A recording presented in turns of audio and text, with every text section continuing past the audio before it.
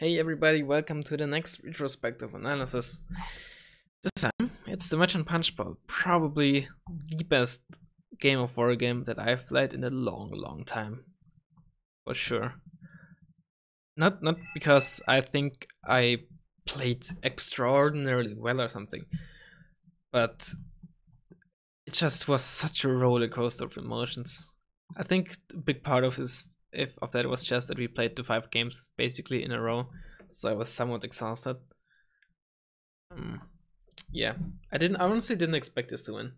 I was really biting myself in the ass for bringing Scandinavia.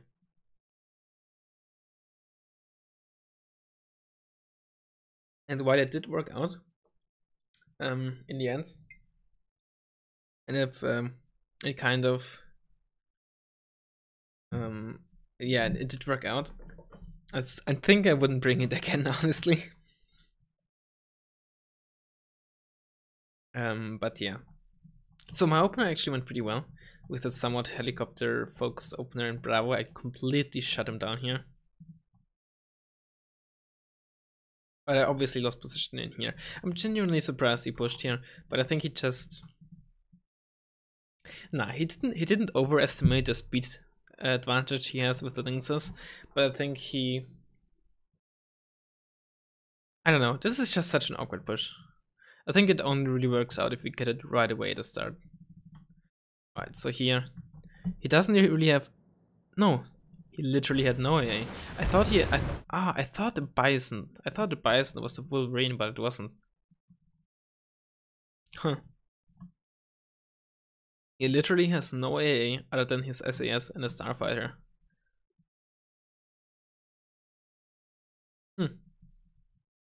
That is actually very interesting. I think he just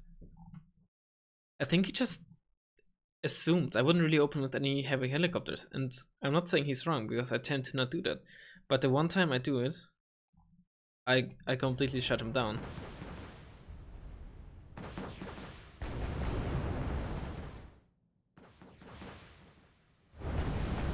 This here didn't really go quite as expected, but it actually went okay because he had no actual tanks and the Vickers got panicked by the Scout Defender. Still playing around with the Puff, I actually don't remember why. Did I actually just forget about it and lose it to the Starfighter? I did. Wow. Panic Tattoo didn't really end up killing much more, but the fact that I got this position is just huge. And he has not a lot of fire support, so he's just gonna lose this infantry squad out in the open. Now this push, as I said, I didn't really expect, so I'm gonna lose this town. And him also starting with the 2 points, he was annoying as well. So even though I got this town, as soon as he got Delta, got into Delta and I saw what's coming here, I was like, oh no, this is going very badly for me. This is really not how I want it to be. And I kind of tried to do some sort of push into here immediately, but it's not gonna work out either. So I think I'm instantly buying stuff for here. But he's in a really good position, and this Mexas, man, this Mexas. I didn't realize it had line of sight down here. Man, that's huge actually. But pushing into here is just so weird because line of sight is just, you'd think that onto this town you had like line of sight from this forest onto this town. You don't. This area has it doesn't work. The line of sight here is just broken. You would think this is more or less an open field with a bit of elevation, okay? No, it's not. It's fucking not. It simply doesn't work. Now here I actually get pretty close to the CV. I didn't even realize, but I suppose the Lynx and the SAS just yeah. Wow. Completely fuck it. I end up getting a CV in here, but he's taking, and most importantly, he has the position here. So if he didn't have the position here, I clearly would be in a favorite position because having Bravo control is just massive. But not getting this, and I mean I do buy the beacon, but I completely miss it. And he doesn't reinforce this for quite a while, and he doesn't reinforce it a lot, but he just reinforces it enough to just make it very annoying to push it and make me lose all my units. But he's, again, as an all-match, is very, very plane heavy, which is honestly maybe even the reason why he lost this, because he spent so many points on planes.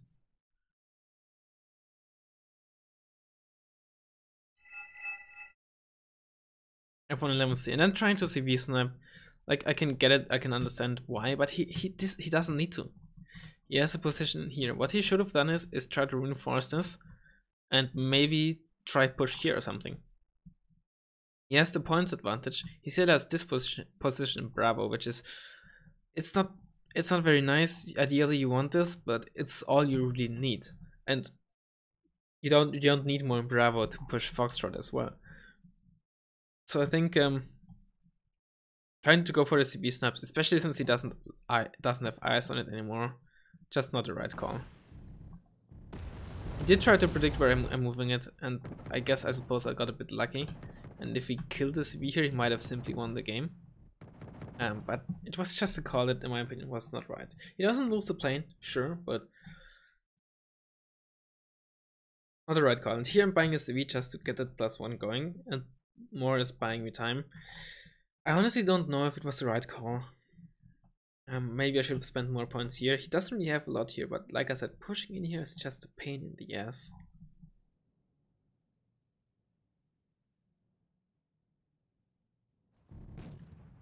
I don't even spot the maxes. Oh, I do actually. But I get side shot. And I think I might even... No, I don't lose it. But again, very, very, very annoying. Again, I didn't even realize that you have this... I have to remember that because it's an amazing position. Huge position.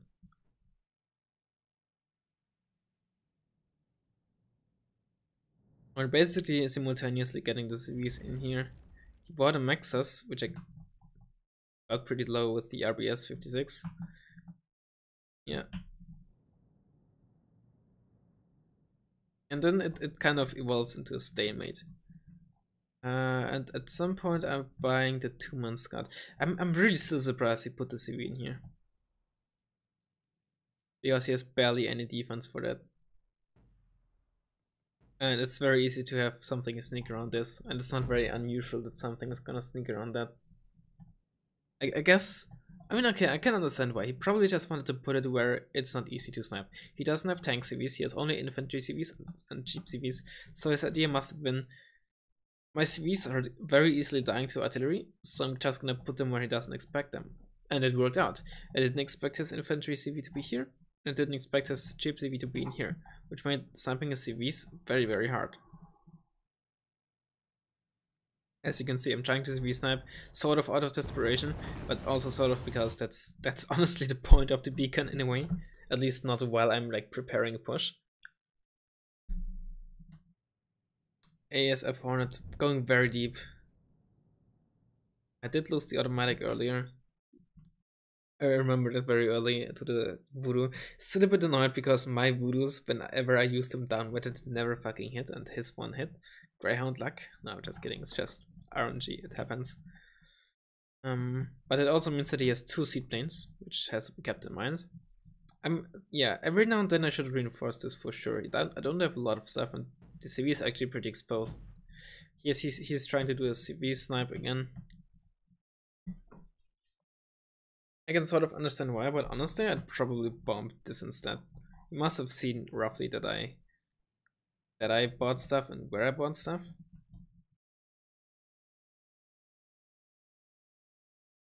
And again, just trying to go for the CV snipe. Completely disregarding that I could have bought AA. I do get this Hornet, which is pretty damn lucky, with him only dealing 1 damage to me. I guess that makes up for the fact that my ASFs didn't do anything, or my F-18C didn't do anything against Solberg. And while I don't get a CV here, I think it's important to note that I prevent the Maxes from getting repaired, though I have no idea if this actually makes a difference at some point. Now I'm thinking, alright, let's push here. Actually, earlier than I thought.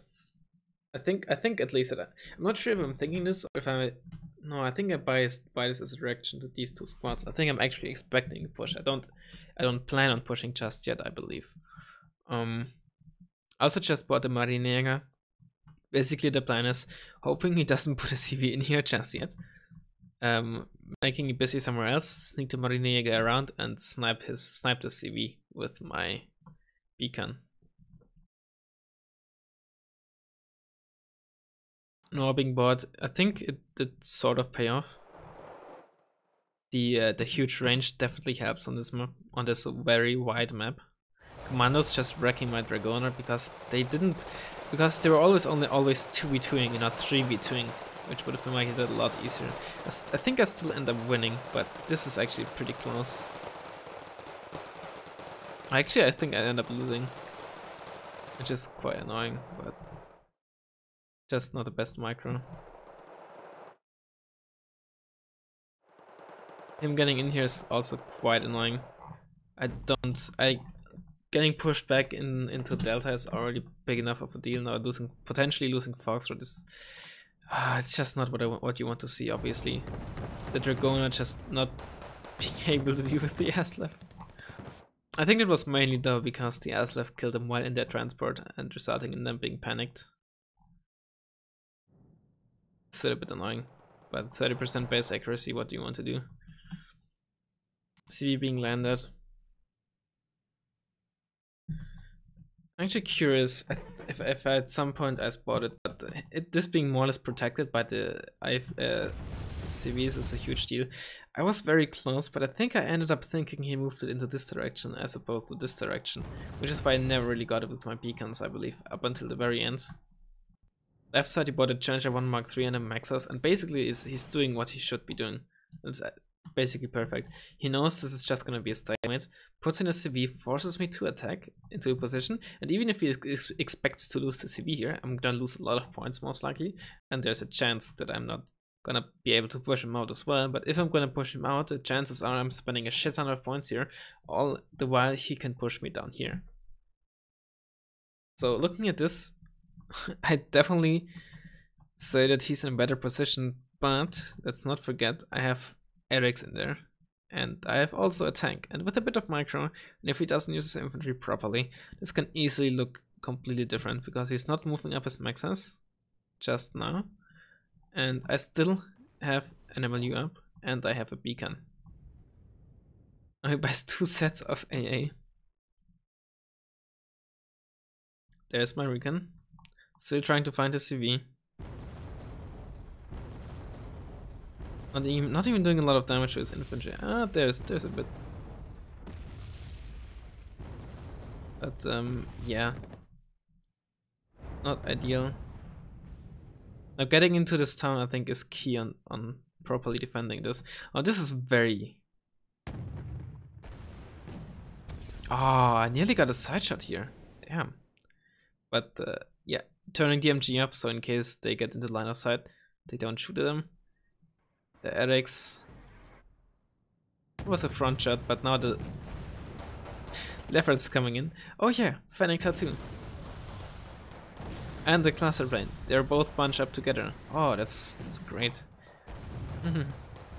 Cluster planes are underrated. Especially against Commonwealth, they can do a lot of work because the tanks are all relatively slow. Fennec Tattoo. Also somewhat underrated unit. 55 points for a fast, small, very small 6 HP Tau-2 carrier. If you have a fob, that can do a lot of work. At the same time, it can also just get one shot by some AA. But I think on a map like this, helicopters can be ridiculously strong. And against Commonwealth, twice as much because their AA is always a bit awkward. Honestly, if SAS had the transport like even just the Saxon, they would be so much better. Also, I moved this Mariniaga around, which I completely forgot about. I think they don't even end up doing much. I think I just spot what he's buying and when he's buying planes, which was still nice, but they don't do much for my artillery. Fusiliers tried to cross the field, died at the wildcat, massive for me. Bit annoyed that the Maxus is still alive, but it's on 2 HP. Yeah, and this is the exact point where I'm like, alright, now I can counter push here. I didn't lose my tank, I didn't really lose a lot of infantry, he lost his heavy tank. He lost a lot of his infantry, or nearly all of his infantry right there. And I don't see anything else. So this might be the exact position or the exact moment where I can push up and get into Echo. And which I have to. Otherwise I can't win this game. He's still ticking and he's still in there, and I still haven't pushed him out here. Oh yeah, I also tried to cluster him, and I did do damage with the Maxos, but I didn't finish them off. Still doing it, the artillery, just I just don't want to push here because I don't know how much is in there, and I'm pretty sure that even though he does have only this, I probably would not be able to push him out here, mainly because of his 2 Maxuses. So the push here on Echo is very crucial. I could probably also try to push in here, but even if I did, it doesn't really give me any position. And pushing him out of here is always somewhat easy in the late game because he doesn't have a lot of cover to work with. So the beacon and the cluster bombers can do a lot of work. And again, like I said, it doesn't give me a very good position because getting into here and holding this is usually a waste of points. And yeah, so Echo is the better idea because with Echo I can still potentially push this and this, but if I get this, pushing Echo is just not quite a possibility because then I can get side shot from here and there, and it's just not very nice. He barely spent points on the left, to be fair, also so did I in the last like 5 to 10 minutes. Cluster plane coming in again because I expect that if he has vehicles or tanks there, they gotta be in there. I'm pretty sure I did see the, oh yeah, I saw the rapier firing earlier, so I knew he had it, so I'm buying a seaplane. And I don't manage to kill both of his AA pieces, even though the seaplane doesn't even do anything. And I think at some point I realized, okay, maybe the CV isn't in there. Okay, for a second I thought the CV90 drives up there, but it doesn't. So I think it's still gonna take me a while until I realize his CV is up there. And 90 is just very, very ridiculously strong unit. 6 armor, Bushmaster 2. Probably the best IFV in the game if I had to choose. Fenectar 2 coming back and again just failing to kill a Maxus. Yeah, and this is where I spot the CV. And kill it. Now this is where the game turns around. HQ section still hasn't fired, so I don't know quite where it is. I think, yeah, he did spot these with the links, but I did get out of the way, so he doesn't quite know where I am. And like I said in the game, the best idea in hindsight would have been to send over a couple of scout defenders, because he has literally no AA. Literally no AA. I think outside of the SAS squads that he had there at the start, if they even landed here, he had no AA the whole game. I literally could have just spotted the fucking HQ section with some scout defenders. I don't know why I didn't do that. I didn't think of it. And the fact that I killed his CV here, just he's no AA on field. Period. SAS are empty. He just bought a Gentle Marksman, buys the new truck rapier. He completely banked on me barely using helicopters, and it nearly worked out for him. I could have punished him so hard, and I didn't. While he himself uses links to no end, which I'm not blaming him of, but yeah. I think he knows my playstyle just too well, and nearly got away with exploiting it, but I think in this game I just thought, fuck it, it's a map that's not particularly good for my deck. It's a deck that in the past I didn't really play very well. And I think that maybe made me do some different choices. The opening with the helicopter that I usually don't do, which worked out. The helicopter, just buying a scout defender here again. Okay, that's nothing fancy, but you know. And I think, yeah. And then just, you know, like first spending points here and then eventually pushing there, counter pushing, etc. I don't know. It worked out so well. But this is where it all changes. The M113s eventually, I'm pretty sure, spot the CV here. Do they? Or no, they don't. I think okay, it's gotta be in this town here. I do kill the last Maxus, so he has no tanks there anymore.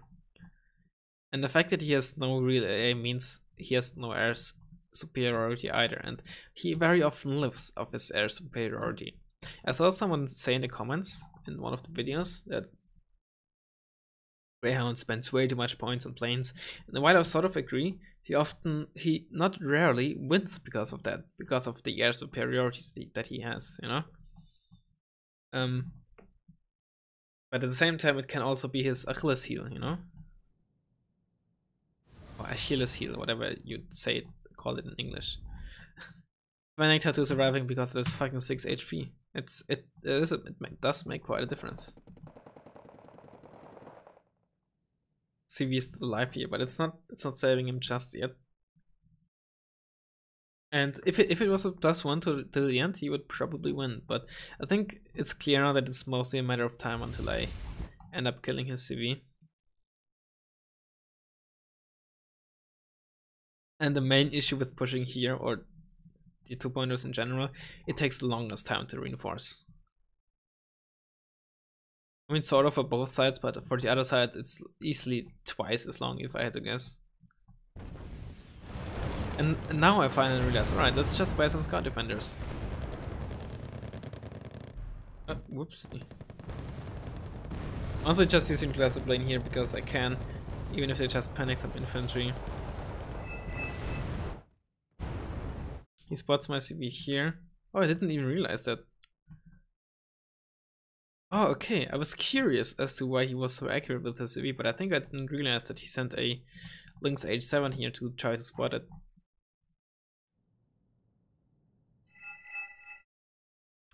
Finally managed to kill the CV, and by this point, yeah. He does kill the CV, no surprise, but I'm already taking +2, I'll soon take +3 again. The ML uses. I think I even, hang on. I'm pretty sure I killed like a tank just in a spawn. Yeah, the Challenger 1 Mark III here. I might have lost my MLU there as well, but I think that was also a huge thing. And yeah, that's this game. Bravo never really had a huge role, but I think if I didn't have this at the start, most likely, and if he had this, I would have lost this game. The fact that I never had to deal with this was a huge problem, and the other thing is, if he had Bravo, he would have easily annoyed me and potentially pushed into Delta from this side as well. Just knowing that this is secure and basically having control over this field played a huge role, even though you never really saw it directly in the game.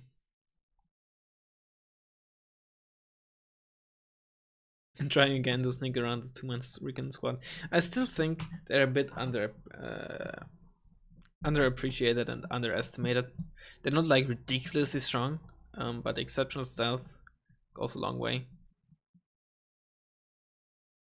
Obviously, it helps even more so, or significantly more, if you have heavy artillery that you can make use of. But yeah, that was the game. That was quite a game there. And I'm not sure if I want to look at any other match. Maybe the one on plunging in the second best of 5. I'll see if I have time to still record it as well. But in any case, I still hope you enjoyed the video, and I hopefully see you next time.